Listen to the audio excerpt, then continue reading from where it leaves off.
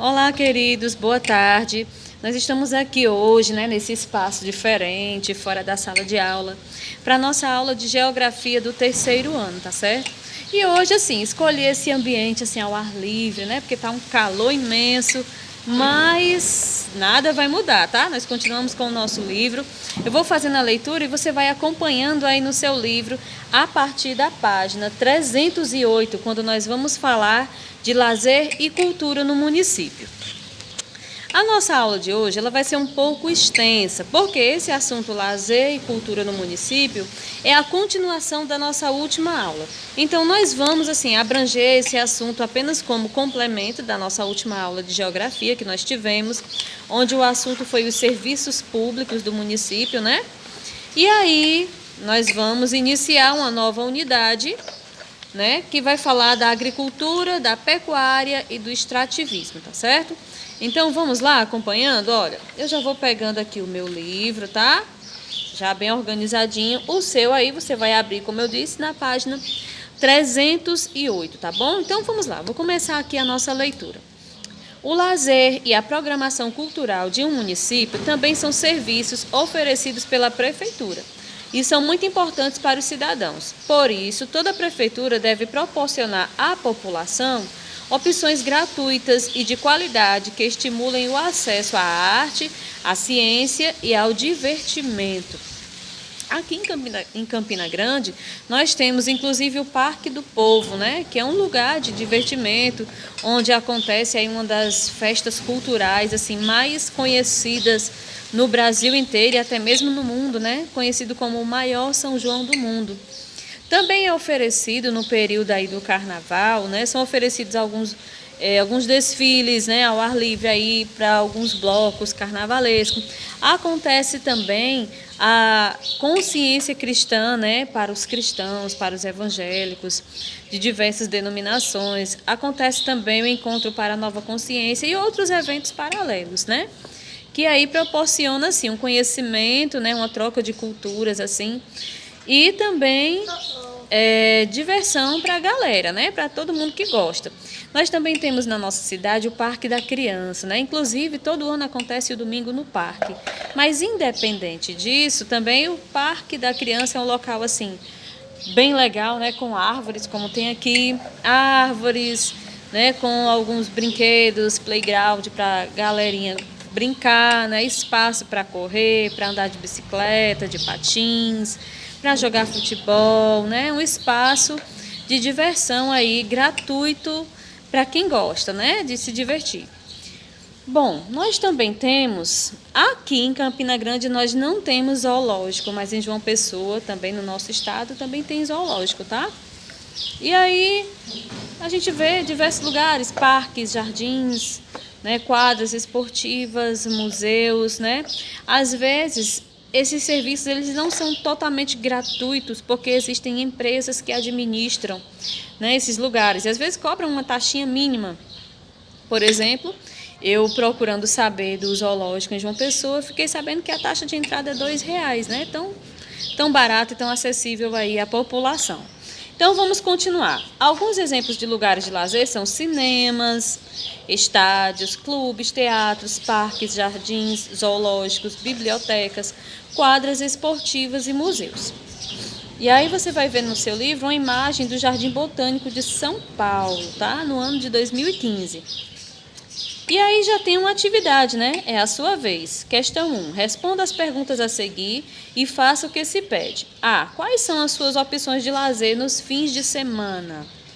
B. Quais são seus programas de lazer preferidos e por quê? E letra C. Escreva o nome das opções de lazer de seu município em cada categoria a seguir. Clube, se tem clube você vai colocar o nome do clube, cinema, teatro, parque, jardim. D. A que local de seu município você nunca foi e gostaria de conhecer? Converse com seus colegas a respeito. E aí, que lugar você gostaria de conhecer? Você pode colocar aqui embaixo, tá? Essa resposta aí é pessoal, sobre algum lugar aqui do nosso município que você ainda não conhece e gostaria de conhecer. Nós temos também o Açude Velho, Cartão postal aí da nossa cidade, que tem aquele calçadão onde a galera corre, caminha, passeia, tira fotos. Na página 309, Escola Pública do Rio tem telhado verde e práticas sustentáveis. Bem interessante isso aqui, ó. Vamos ler, tá bom? Isso é um texto informativo sobre uma escola no Rio de Janeiro, Colégio Estadual Eric Walter Heine, né? O Heine, no Rio de Janeiro, no ano de 2014. Vamos lá. Com medidas para melhorar o aproveitamento dos recursos naturais e aumentar a sua eficiência energética, o Colégio Estadual Eric Walter Heine foi o primeiro da América Latina a ser reconhecido pelo Green Building Council. Não sei muito bem ler o inglês não, mas acho que é esse nome mesmo. Como sustentável, um colégio com práticas sustentáveis. Por quê? Olha só. Localizado no bairro de Santa Cruz, na zona oeste do Rio de Janeiro, o colégio também traz a sustentabilidade para o centro das suas práticas pedagógicas, bem parecida aqui com nossas ideias aqui na escola. Inaugurado em 2011, o colégio chama a atenção pela sua estrutura, o telhado verde e a construção em formato de catavento. Facilitam a circulação do ar e diminuem a absorção do calor no ambiente. Dentro de uma ampla área verde, as instalações seguem padrões de acessibilidade.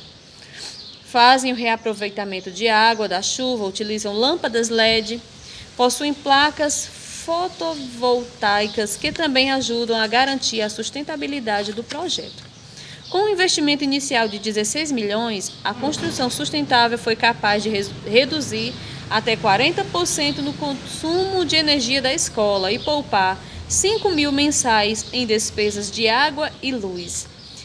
E se por um lado as estratégias garantiram o melhor aproveitamento dos recursos, por outro, a estrutura física também deu origem a diferentes práticas pedagógicas voltadas ao desenvolvimento da cidadania e consciência ambiental. Durante o período em que os alunos passam na escola carioca, das 7 às 17 horas, ou seja, lá tem um horário integral, né?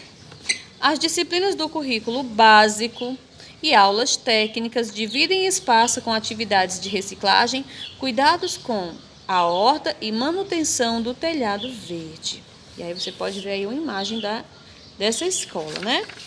Continuando no texto na página 310, diante de uma série de projetos que estimulam a consciência ambiental, a educadora Michele Santoro ainda faz questão de reafirmar que o colégio vai além do verde para trabalhar o conceito de sustentabilidade. A questão é muito maior. Temos projetos que auxiliam na educação ambiental, mas o aluno também precisa entender qual é o lugar dele no mundo. Prezamos muito pela sustentabilidade nas relações interpessoais, pontua Michele. Ela avalia que levar a sustentabilidade para o patamar das relações traz resultados visíveis no comportamento dos jovens. Como trabalhamos muito as relações interpessoais e incentivamos os alunos a serem cidadãos conscientes, somos uma escola que não tem lixo no chão. Isso é muito importante, viu? Isso parece pouco, mas já estamos formando alguém com noção do seu papel no mundo. Observe. E o diretor Valnei Alexandre ainda completa: deixamos claro para os nossos alunos que as ações sustentáveis também estão no respeito, em manter ambientes limpos e conviver bem com os colegas. Olha que lindo, né? Esse texto aí está disponível nesse site aí, tá bom? Que está aí no seu livro. E nas atividades, retire do texto 3 atividades sustentáveis realizadas pelos alunos no Colégio Estadual Eric Walter Heine, né? 2. As pessoas na sua escola também desenvolvem práticas sustentáveis? Converse com os colegas e o professor sobre uma ação sustentável que vocês podem desempenhar para melhorar o espaço da escola e o entorno dela. Em seguida, escreva uma proposta que você considere importante. Então, você pode aí oferecer uma opinião de um trabalho sustentável na escola, né? A gente já tem aquele cuidado na seleção do lixo aqui, certo? Na preservação das árvores que tem no ambiente escolar, mas você pode também trazer outras sugestões e escrever aí embaixo, tá bom? Agora nós vamos começar uma nova unidade na página 311, que vai falar de agricultura, pecuária e extrativismo, tá? O texto é um pouco longo, então nós vamos aqui pontuando as partes bem importantes, tá certo? Presta atenção. Se você tiver dúvida, depois você volta o vídeo, tá bom? Então vamos lá. Agricultura. O que seria agricultura? Vamos entender? A agricultura é o cultivo da terra por meio de um conjunto de técnicas. Os produtos cultivados na agricultura servem para o nosso consumo e para a fabricação de produtos industriais. Embora a agricultura seja uma técnica milenar, ou seja, de mais de 1000 anos, as formas de cultivo e a tecnologia utilizada no campo têm evoluído constantemente. Como assim tem evoluído? Bom, nós tivemos uma aula de educação ambiental há alguns meses atrás, né? Naquela aula que eu mostrei plantando milho. Pois é, antigamente as pessoas preparavam a terra, e ainda existem, né? Ainda existe essa forma de trabalhar, preparando a terra como? Capinando, né? Tirando o lixo, tirando o mato. Alguns agricultores costumam queimar, mas a gente já aprendeu que isso não é a forma correta. Mas assim, capinando, né? Plantando, esperando a chuva cair. Algumas plantações, né, quem tem condições, tem sistemas de irrigação. Só que com o passar dos anos, gente, essas técnicas têm mudado bastante, porque hoje em dia as pessoas já têm máquinas, né, que fazem ali a limpeza da terra, que fazem ali, que aram a terra, que preparam, deixam o solo fofinho, né, usam tratores, usam máquinas diversas. Aí já tem outros que vão soltando as sementes, né? Tem aí sistemas de agricultura que utilizam aviões até, né? Pequenos aviões para tanto aguar, né, o local, fazer como despejar sementes. Aí tem locais que tem sistemas de irrigação, outros até mesmo de colheita, coisa que antigamente se fazia na mão. Ainda existe o tipo de colheita na mão, né? Mas existem determinadas agriculturas que utilizam bastante as máquinas, né? Então isso tem evoluído bastante na questão da agricultura. Nós vimos aí essa imagem, ó. Arroz, feijão, alface e tomate são alguns alimentos cultivados na atividade agricultura. Isso aí é de Campinas, São Paulo, 2017. Aqui no nosso ambiente, no nosso estado, é muito comum se cultivar o milho, o feijão, o girimum, né? A abóbora, muito comum. Mas já tem outras regiões que, em decorrência do clima, do relevo, né? Tem aí da vegetação que é diferente, que é bem diversificada, né? A intensidade das chuvas, então já plantam outras coisas. Tem plantas, por exemplo, que se planta lá no sul do país, que não serve para plantar aqui, né? Não vai sobreviver devido ao nosso clima e o nosso relevo. Então, assim, cada local do país tem as suas plantações diversificadas, tá? Continuando, ó. A variedade de climas e a qualidade dos solos férteis do Brasil possibilitam uma grande e diversificada produção agrícola. A agricultura desempenha um papel muito importante na economia do país. Soja, cana-de-açúcar, milho e café são os nossos principais produtos agrícolas de exportação. E o mais exportado é a soja, né? O que seria isso? Nós plantamos determinados produtos que são vendidos para fora do país, são consumidos fora do país. Inclusive, né, eu já ouvi falar até que o Brasil tem o melhor café do mundo. O melhor café do mundo é produzido no Brasil. E há quem diga até que nós consumimos a parte assim do café brocado, né? Do café mais ruinzinho é o que a gente consome no Brasil, porque o melhor mesmo é exportado, é mandado para fora, né? Tem muitas pessoas que defendem aí essa ideia, né? Que contam isso. E aí um dos produtos mais exportados, mais mandado para fora é a soja, né? Que dela se fabrica o óleo de soja muito consumido na nossa cozinha, né? Além do solo e do clima, a agricultura depende do trabalho do ser humano e das condições de investimento do produtor. Como você pode até ver aí embaixo, olha, nós temos essa plantação aí que é de algodão. Deixa eu ajeitar a minha câmera para você ver melhor. Essa plantação de algodão e aí algumas máquinas, né, fazendo a colheita.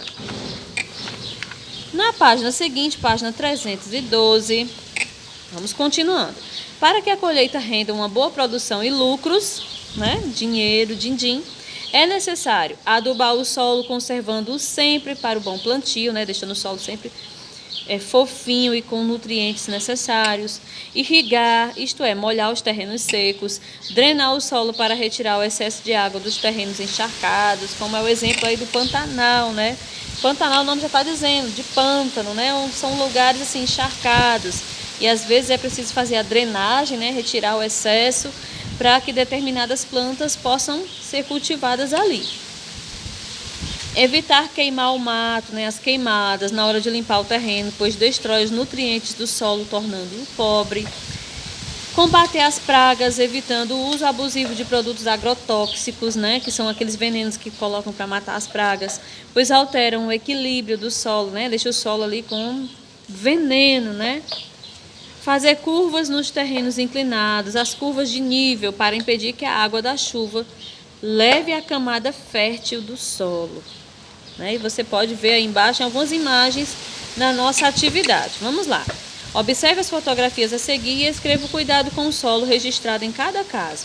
Aí tem Jaboti no Paraná, 2015, Arapongas também no Paraná, em 2015, e Ribeirão Branco, em São Paulo, em 2018, né? Quais são as atividades que são feitas aqui em cada solo, né? Questão 2. Leia as frases e escreva V nas verdadeiras e F nas falsas. A variedade de climas e a qualidade dos solos férteis do Brasil possibilitam uma grande e diversificada produção agrícola. E aí, verdadeiro ou falso? Então, você vai reler o texto e vai considerar aí se é verdadeiro ou falso, tá bom?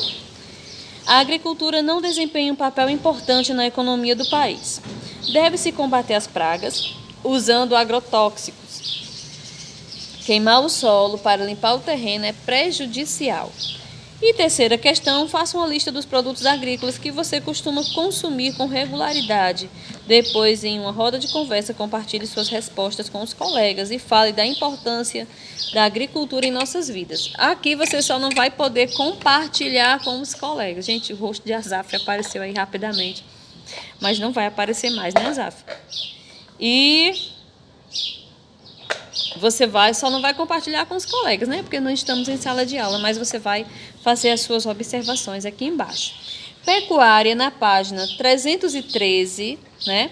A pecuária é a atividade de criação e tratamento do gado. É uma atividade econômica importante porque, assim como a agricultura, fornece alimento para a população e matéria-prima para as indústrias, né? Alimento em quê? Na questão da carne, do leite, dos ovos, né? E a matéria-prima para as indústrias vai aí na questão do couro, né? Da lã, né? Dos chifres até, que é utilizado aí para fazer artesanato. Tudo isso movimenta a economia. Então vamos lá. Entre os diferentes rebanhos destacam-se o bovino, que são bois e vacas, suínos, que são porcos, ovinos, ovelhas e carneiros, caprinos, cabras e bodes, equino, cavalos, muar, mulas, asininos, são jumentos, e bufalinos, búfalos, tá? E aí olha que linda essa criação de gado que tem aí, né? Em Pouso Alegre, Minas Gerais, no ano de 2018. A criação de gado bovino é a mais praticada no Brasil, não só em razão de sua utilidade no trabalho agrícola e como meio de transporte na zona rural, mas, sobretudo, por sua importância no fornecimento de carne, leite e derivados, né? E couro. Essa criação pode ser especializada em pecuária de corte ou pecuária leiteira. Ou seja, o que seria isso? A pecuária de corte, né, é a criação de animais para o fornecimento de carne, né? Quando se cria aí bovinos, principalmente para fornecer carne, né, aí aos açougues, supermercados. A pecuária leiteira já é a criação de animais com o objetivo de produzir leite, né, e do leite os seus derivados, como o queijo, a manteiga, o iogurte, né, o doce, aí vem o requeijão e outras coisas mais feitas a partir do leite. Para que os produtos tenham qualidade apropriada ao consumo humano, os animais precisam de cuidados especiais, como vacinas para evitar doenças, né? Água limpa para beber, alimentação adequada, higiene e de bons lugares para pastagem.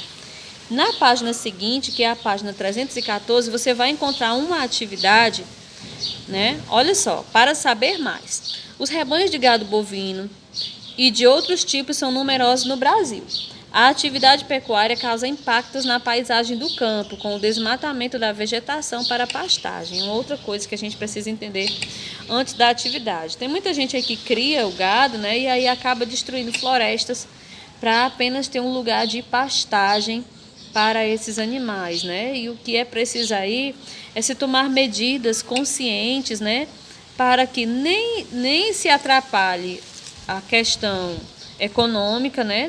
Na criação desse gado, e nem se destrua a natureza, se destruam as florestas, né? Questão 1. Por que a pecuária é importante?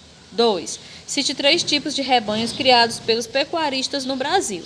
3. Ligue o nome do animal ao da respectiva atividade pecuária. Então, porco, boi e vaca, ovelha e carneiro, cabra e bode, cavalo, mula, jumento e búfalo. Aí a atividade que eles exercem você vai ligar corretamente.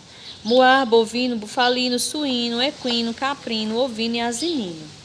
Na questão 1 aí embaixo, onde tem pesquisando, pesquise a atividade pecuária de seu município e as principais características dela. Utilize fontes variadas, como jornais, locais, sites, revistas e livros. Escreva a seguir as informações encontradas. E você vai fazer isso aí nessas linhas abaixo. E para finalizar o último assunto, né? Que é aí o extrativismo, que já é um pouquinho longo, né? Página 315. O extrativismo é a atividade econômica na qual o ser humano retira da natureza recursos vegetais, animais e minerais. É uma atividade muito antiga, né? Pois era a base de subsistência indígena, né? Era a forma como os indígenas se mantinham. A extração do pau-brasil pelos portugueses é considerada a primeira atividade econômica praticada no Brasil. Aqui no Brasil, quando os portugueses chegaram, havia uma planta muito especial, que era o pau-brasil, onde era utilizada a sua madeira, uma madeira muito boa para a fabricação de móveis. Não só a madeira, mas assim, da árvore era extraído um pó avermelhado que era utilizado para tingir tecidos lá na Europa, né? Esse pó avermelhado, usado para tingir tecidos, trazia assim, uma grande riqueza para quem extraía o pau-brasil. Por quê? Porque a cor vermelha, né, naquele tempo era muito utilizada pelos nobres, né? Quem tivesse dinheiro, pessoas da alta posição, né? Como assim, os reis, rainhas, princesas, pessoas da corte, né? E pessoas riquíssimas também daquele tempo, religiosos. Eram tecidos assim caríssimos, né?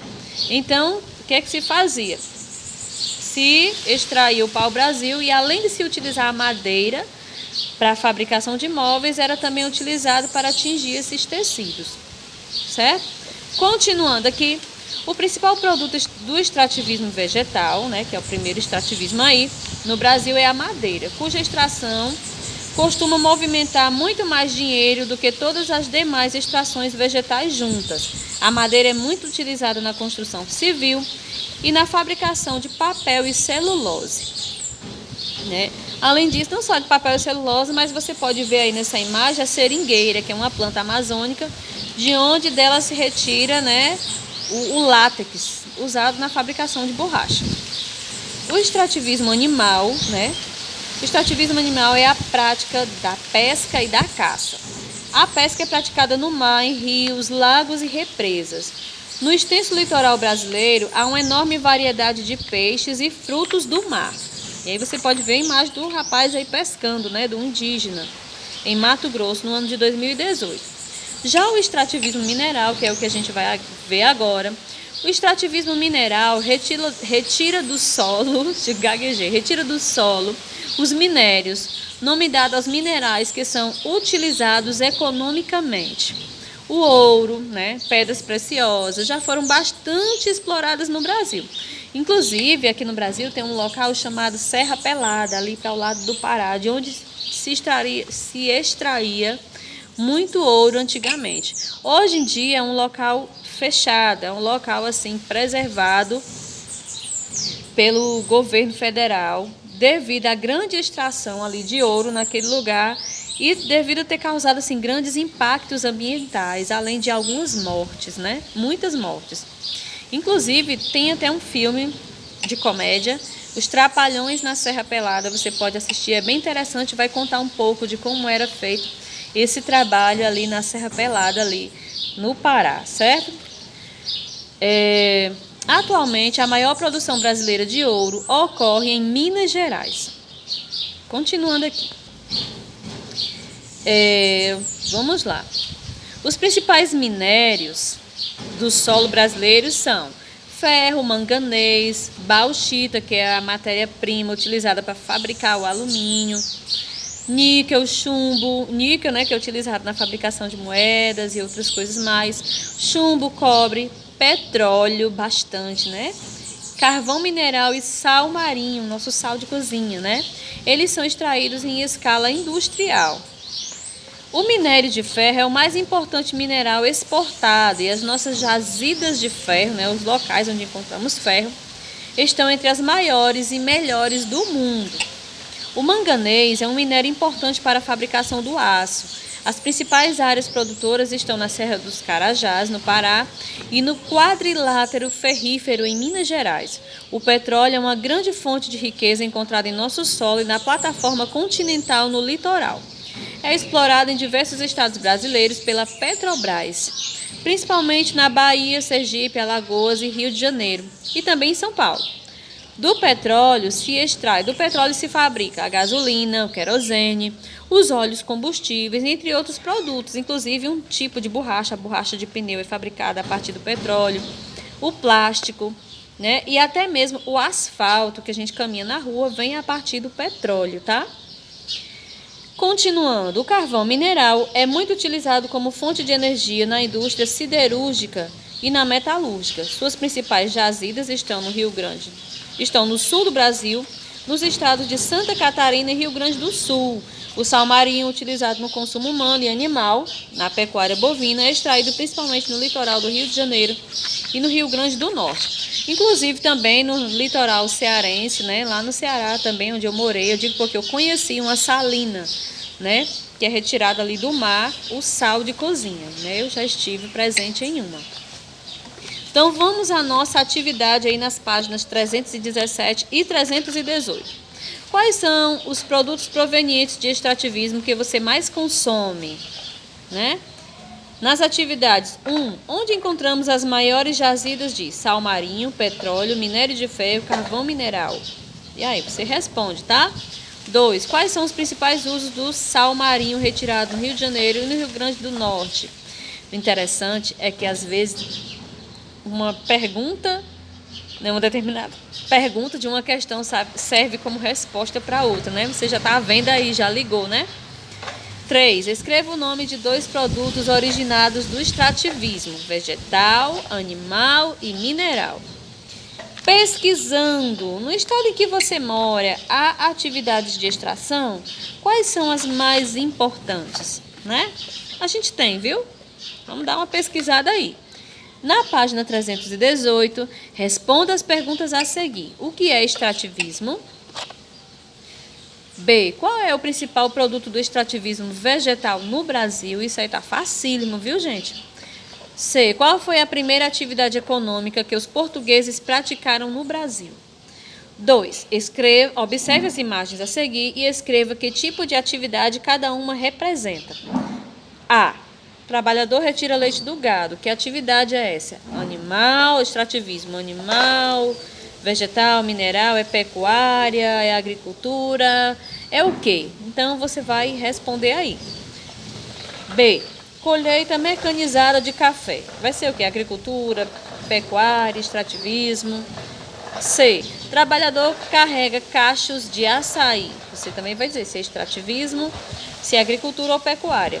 E D. Trabalhadores colhem couve. E aí você também vai dizer se é pecuária, se é agricultura ou extrativismo, tá certo? Então por hoje é só, gente. A nossa aula foi um pouco extensa, né? Quase meia hora aí. Mas aí você vai ter um bom tempo para ir realizando essas atividades. Caso tenha alguma dúvida, você assiste o vídeo novamente, pode pesquisar em outras fontes, tá certo? Para que o seu aprendizado seja completo. E aí tenha uma excelente tarde.